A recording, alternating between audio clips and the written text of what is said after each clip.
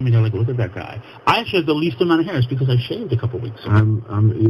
You put together. I'm put together. You're a very nice fellow. Don't worry, I'm already playing the record. It's okay. It's okay. But we're both envious of your label, dude. I know this guy a long time. Berkowitz, he's got the beard. He's got the beard. Fact. Yeah. Serpico over there. Exactly. Exactly. And I'll and he claims he grew that like in a minute. I know. It's pretty.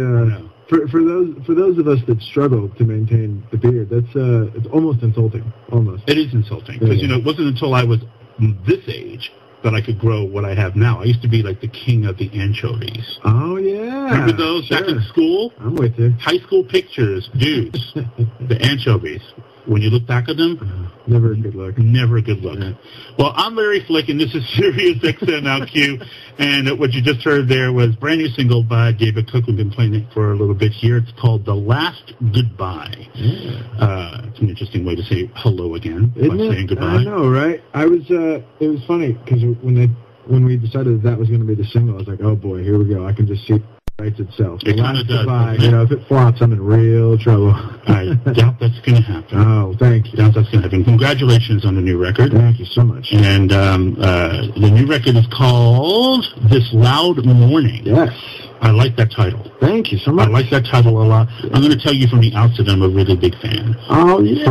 For me, honestly, because I'm a geek. I'm an old dude, but I'm an American Idol dude. Yeah. And you're like the last relevant idol since Kelly Clarkson. Wow. It's like really just the two of you. Thank you so much. Less about the rest of them. Yeah. And I was a really, really big fan of your first album. Thank you. You did a really great job. And so what I'm really intrigued by is the 3-year gap. That's sort of jumping up the conveyor belt. Yeah. Why did you do that? And how many people did you freak out? Probably everybody. If we surveyed the label, I'm sure everybody was sweating it. I wanted to make a record right, and for me, it meant really getting into songwriting and almost kind of starting from scratch. And this record was really different for me because I've always been a gut instinct guy. It's like if I like it in the first 30 seconds, that's what I'm going to do.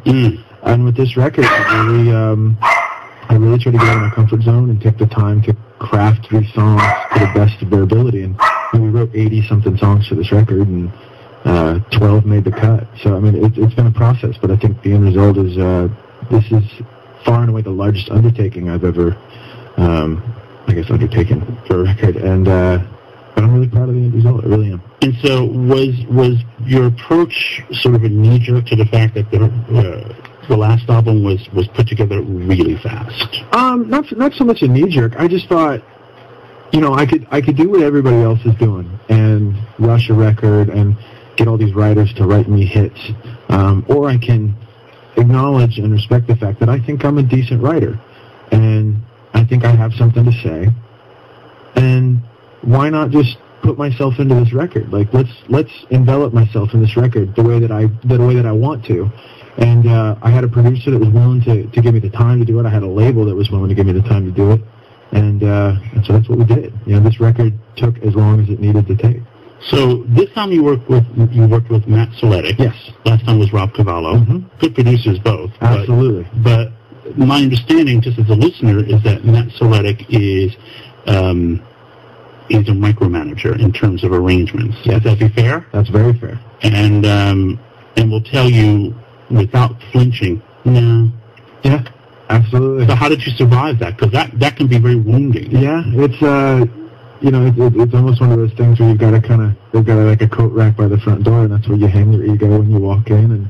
And it's just, for me, it was going into the studio every day and making a conscious effort to just be like, all right, these songs are way more important than me. This record is way more important than me, or this band, or anything like that, or the paycheck, or the travel, or whatever. This record is the most important thing. And so I was just like, screw it. I've got to make this record the best record that it could possibly be. And Matt is he's an intricate guy, and so for me, like a gut instinct guy, that's like, oh dear Lord, what the hell are we doing here? That really is the yin and yang. Yeah, absolutely. But Matt was conscious of that and really kind of took me in a little bit more than he probably was required to. But I think that really helped in the process a lot. And so, in this process where you're working with your second big deal producer, and you, if I'm reading the credits correctly, you did write with some pretty big deal writers, and yet you are a writer yourself. I'm familiar with your writing before you did Idol, because you had a band, and once you were on the show, like everybody else, I'm like, okay, what does this dude really sound like? Sure.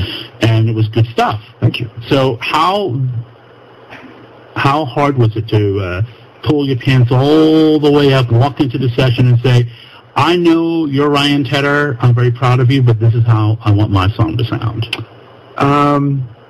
Surprisingly, it was easier than I thought it would be. Yeah. And a part of that is the people that I worked with just being good people and understanding that we're all facilitators to the song. But also just I'm confident in what I can do, and I acknowledge what I can't. And so walking into these writing sessions, it was just, look, this is what I'm good at. This is where I reside on the musical landscape. Let's attack it. Let's go after it, and really use these writers as a way to expand my own parameters and horizons and all that. And so I think as such, I feel very strongly that my personality is what drives each one of these songs on the record, and really drives the record as a whole. So I'm batting pretty well in terms of guessing, so I'm going to do a little bit more. Let's do it. And you can please correct me. Okay. My interpretation of you, from what I've heard of your music so far, again, post-Idol, pre-Idol, is that you're a comfortable storyteller. Yes. That you're probably a little more sensitive than you want people to know. Probably. And that you're less comfortable with pop hooks than anything else. Yes. So accurate. How is that good? That's very accurate. So far, so good. Good. Yeah. So then, what happens when you're writing and you have a lot of guys, again, like Ryan Tedder, and I keep mentioning him because he co-wrote the single. Sure. And I've met Ryan a few times. I know him; he's a good guy. He's absolutely a good dude. But you also work with David Hodges, who's another really good guy. These are guys who sometimes put on a song doctor hat and will say, "Well, that's a really good song, but if you do this here, then suddenly the chorus pops." Absolutely. And so, what does that do to you when they say that to you?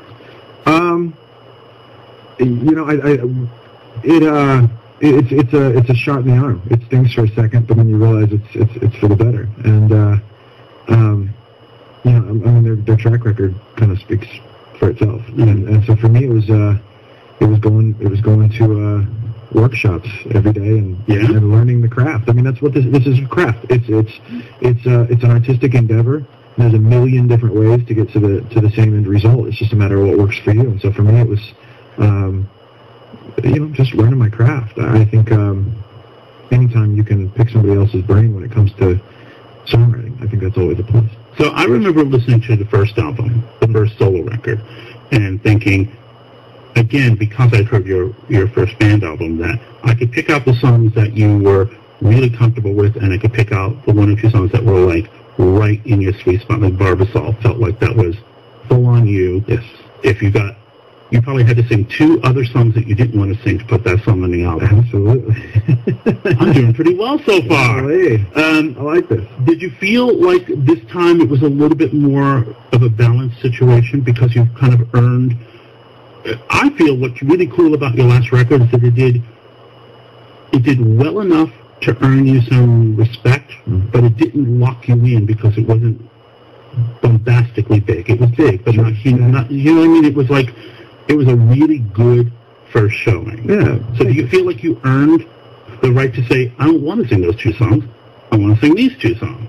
Yeah, I think I did. And I think it's you're only as good as your last record. And so I tried to I tried to bridge the gap a little bit. And what you're talking about, songs like Barbasol versus maybe some of the more pop-based fare on the last record. And that's just because I don't necessarily want to confuse listeners, you know what I mean? And I I don't want necessarily that distinction, like, all right, these are obviously the songs that the label wanted, and these are obviously the songs that David wanted, you know, because at the end, I work in conjunction with these people, and we are a team, and I want this record to be something that we're all happy with. It never felt contentious. No, I understand. And it was just kind of, I'm one of those geeks from, like, back in my boyhood years where I would study records perhaps too closely. So, no, man, that's the way to do it. Talking to David Cook here on Sirius XM LQ, I'm Larry Flick, and the album is called This Loud Morning. It's on June 28th. And we have to, let's get right to the unavoidable, okay, which is all of the personal stuff that went on in the time from the last album to now, sure, the loss of your brother. Yes. And I still remember, and I still have a hard time listening to the song Permanent from the last album because it's so brutal, and it might be the best song you've written so far. Thank you. Are you allowed now in your mind to have fun with this? Because I'm going to keep guessing because I'm doing this so well today. Yeah.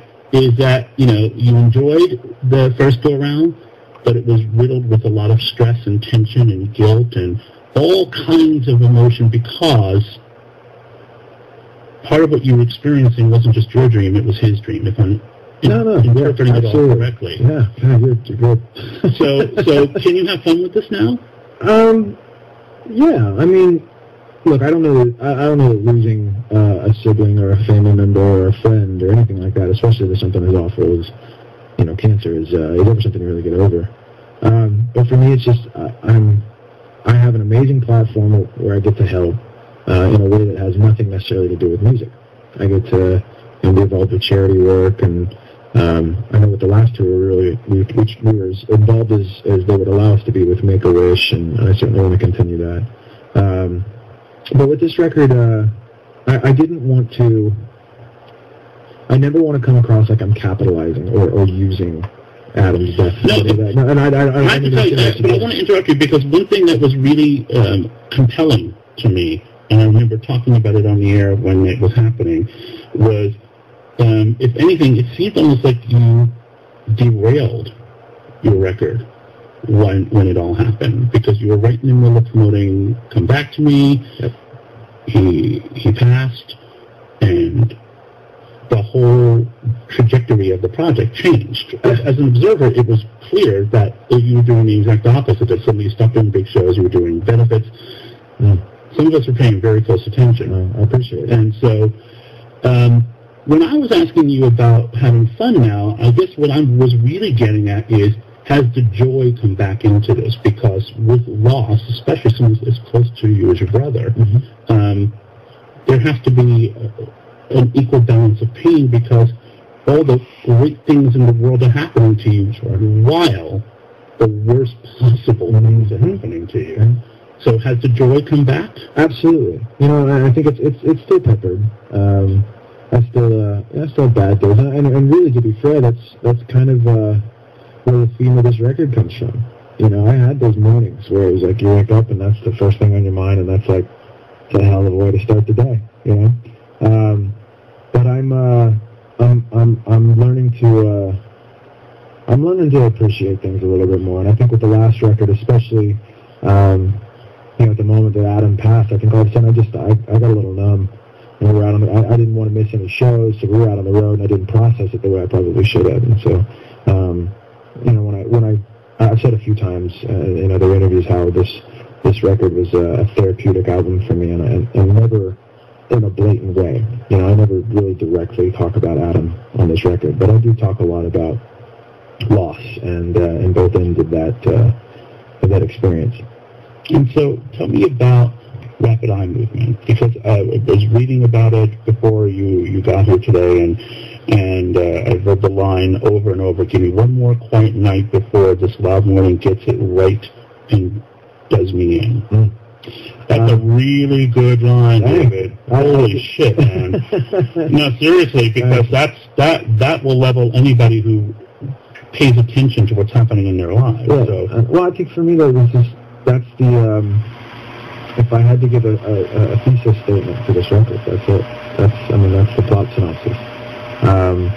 And that song I remember it was a purge to write that song. I wrote that song with David Hodges. And I came in with this riff, and I just put him to work, man. Like this is going to be one of those songs. And he knew exactly what I was talking about. And we immediately just, we vibed on that emotion and that moment, and that song came together actually pretty quickly. And it's like a 6-minute song. So if it ever becomes a single, we got some editing. You realize that anyone who's you'll be able to tell. I don't know how much press you've done yet for this album, but you'll soon be able to tell who's listened to the record and who hasn't. Absolutely. And that's the one, I've only heard snippets of the record, if I'm being very candid with you. You heard me accost the dude with where's my album? But that already, just lyrically, from what I've read, and the little snippets that have been available online, that's when it jumps. Yeah. Well, I want those moments. I do. That's in an industry and a climate where records don't, in my opinion, get the attention that they deserve. I want to make a record that forces people to pay attention. Singles are great, but I would rather make great records that have great songs as opposed to just make great singles and filler. Filler pisses me off tonight. I hate that term. So for me, it's just I want to make great records, and if I make great records and play great shows, I feel like everything else will fall into place. But you sound so not like a dude who was on American Idol. Does that feel like a lifetime away? It does. I think kind of backed into Idol. I really did, and I loved the experience. It was a whirlwind, and had I known the levels of stress associated with it, I might have thought twice. But ignorance is bliss, and it afforded me this amazing opportunity to have conversations like this and really show people what I want to do musically, man. If I never have a trophy to put on my mantle or a plaque to hang on the wall, that's fine. I just want to make, like I said, not good music, play good shows. That's it. Well, congratulations, because you're doing all of that, and you also just seem like a good guy. Thanks. We should talk to someone who seems like you've got something to say. Well, I should talk about my clothing line, and no, I'm kidding. Yeah, where's your fragrance, David? Actually, you know what? He should have beard wax. Andrew, beard wax. Get started on it. Let's go. Mustache wax. Write it down. Get it with the dye in it. For guys like me who are going gray. Shade of gray. Shade of gray. And also for, guys like me who are going gray, it's perfect, and for guys like him, it covers the patches. Mm-hmm. All coming together. Full circle. David Cook, thanks for coming by. Thank you very much. The album is called This Loud Morning, and because I can, it's my show. Let's listen to the single one more time. This is called The Last Goodbye.